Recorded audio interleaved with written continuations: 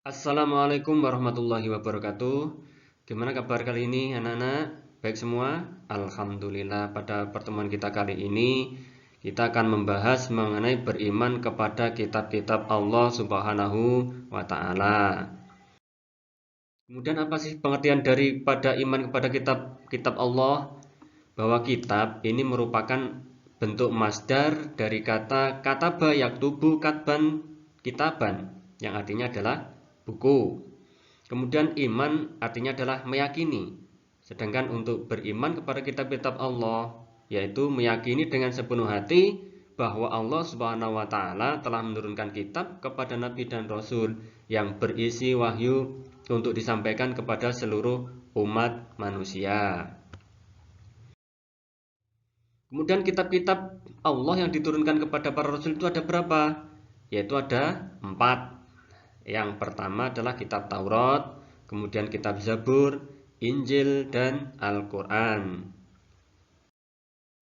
Nah, kitab Taurat itu diturunkan kepada Nabi Musa alaihissalam.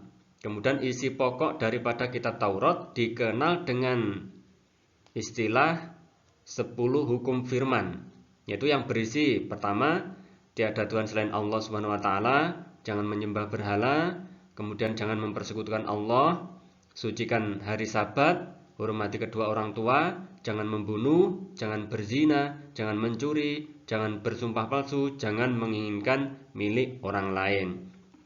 Kemudian kitab yang kedua adalah kitab Zabur, diturunkan kepada Nabi Daud alaihissalam. Nah, ini apa isi pokoknya? Yaitu dikenal dengan istilah nyanyian rohani. Ini berisi tentang nyanyian untuk memuji Tuhan, nyanyian perorangan sebagai ucapan syukur, ratapan-ratapan jamaah, ratapan dan doa individu, nyanyian untuk raja. Kemudian kitab Injil diturunkan kepada Nabi Isa alaihissalam. Ini berisi sebagai petunjuk dan cahaya penerang bagi umat manusia, mengajarkan tauhid kepada umat dan pengikutnya. Tauhid yaitu mengesahkan Allah dan tidak menyekutukannya. Kemudian yang terakhir kitab Al-Quran diturunkan kepada Nabi Muhammad SAW. Ya, ini berisi apa? Yang pertama ini akidah, kemudian ibadah, berisi akhlak, muamalah, kisos atau cerita-cerita terdahulu, semangat mengembangkan ilmu pengetahuan. Kemudian ada nama-nama lain dari kitab Al-Quran. Yang pertama Al-Huda, artinya petunjuk. Kemudian Al-Furqan, artinya pembeda. Asy-Syifa, artinya penawar. Az-Zikr, artinya peringatan. Alkitab, firman Allah Subhanahu wa taala. Nah, kemudian kita bahas mengenai keistimewaan Al-Quran. Apa sih keistimewaannya? Yang pertama, ini sebagai petunjuk dan rahmat bagi orang-orang yang beriman dan bertakwa. Yang kedua, sebagai informasi kepada setiap umat bahwa Nabi dan Rasul terdahulu mempunyai syariat atau aturan dan caranya masing-masing dalam menyembah Allah Subhanahu wa taala. Kemudian nomor 3, Al-Quran sebagai kitab suci terakhir dan terjamin keasliannya. Nomor 4, Al-Quran tidak dapat tertandingi oleh ide-ide manusia yang ingin menyimpangkannya. Kemudian yang nomor 5, membaca dan mempelajari Al-Quran itu merupakan ibadah. Itulah keistimewaan daripada kitab suci Al-Quran, kitab yang diturunkan pada Nabi Muhammad SAW, Nabi kita semua. Kemudian perbedaan Al-Quran dengan kitab yang lain. Nah, Al-Quran ini diturunkan untuk umat manusia dari zaman ke zaman. Kemudian Al-Quran diketahui sejarahnya, diyakini keberadaannya, dipelajari, dipahami, dan dipedomani ajarannya, dan terjaga keasliannya. Itu Al-Quran. Kemudian untuk kitab selain Al-Quran, itu hanya untuk kaum pada masanya. Kemudian diketahui sejarahnya, diyakini keberadaannya, dan kitab yang asli sulit dilacak keberadaannya. Itu ya perbedaan daripada kitab Al-Quran dengan kitab yang lain. Kemudian hikmah beriman kepada kitab Allah Subhanahu wa taala. Yang pertama, yakin terhadap Al-Quran sebagai pedoman hidup menuju kebahagiaan dunia dan akhirat. percaya dan yakin akan adanya kitab-kitab terdahulu sebelum Al-Quran dan semakin yakin bahwa Al-Quran merupakan kitab yang sempurna. Kemudian hikmah yang lain, yang nomor 3, memberikan kemantapan dalam menjalankan ajaran agama Islam. Itu ya hikmah dari beriman pada Allah. Kemudian menerapkan perilaku mulia dalam kehidupan sehari-hari. Yang pertama, menjadikan Al-Quran sebagai petunjuk dan pedoman hidup. Yang kedua, berusaha untuk membaca Al-Quran dalam segala kesempatan.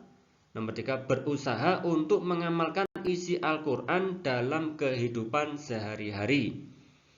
Dan nomor 4, Al-Quran dijaga kemurniannya oleh Allah SWT sampai sekarang. Salah satu cara menjaga Al-Quran adalah dengan menghormati, memuliakan, dan menjunjung tinggi kitab suci Al-Quran. Ya, itu harus diterapkan dalam kehidupan kita sehari-hari. Kemudian dalil nakli tentang beriman kepada kitab Allah Subhanahu wa taala. Ini yang pertama, Quran surat Al-Maidah ayat 48 yang berbunyi, A'udzu billahi minasy syaithanir rajim. Wa anzalna ilaikal kitaba bil haqqi musaddiqan lima baina yadayhi minal kitab. Baina yadayhi minal kitabi wa muhaiminan alaihi fahkum bainahum bima anzalallahu wa la tattabi' ahwa'ahum ولا تتبع أهواءهم عما جاءك من الحق. Al-ayah yang artinya, dan kami telah menurunkan kitab yaitu Al-Quran kepadamu wahai Muhammad dengan membawa kebenaran yang membenarkan kitab-kitab yang diturunkan sebelumnya dan menjaganya. Maka putuskanlah perkara mereka menurut apa yang diturunkan Allah Subhanahu wa taala, dan janganlah engkau mengikuti keinginan mereka dengan meninggalkan kebenaran yang telah datang kepadamu. Kemudian yang kedua, dalil tentang beriman pada kitab-kitab Allah, yaitu Quran surat Al-Baqarah ayat 2 yang berbunyi, A'udzu billahi minasy syaithanir rajim. Dzalikal kitabu la raiba fihi hudan lil muttaqin. Ya. Artinya, kitab Al-Quran ini tidak ada keraguan padanya, petunjuk bagi mereka yang bertakwa. Itulah dalil tentang beriman kepada kitab-kitab Allah Subhanahu wa taala. Ini bisa dipahami, semoga bermanfaat. Sekian, terima kasih. Wassalamualaikum warahmatullahi wabarakatuh.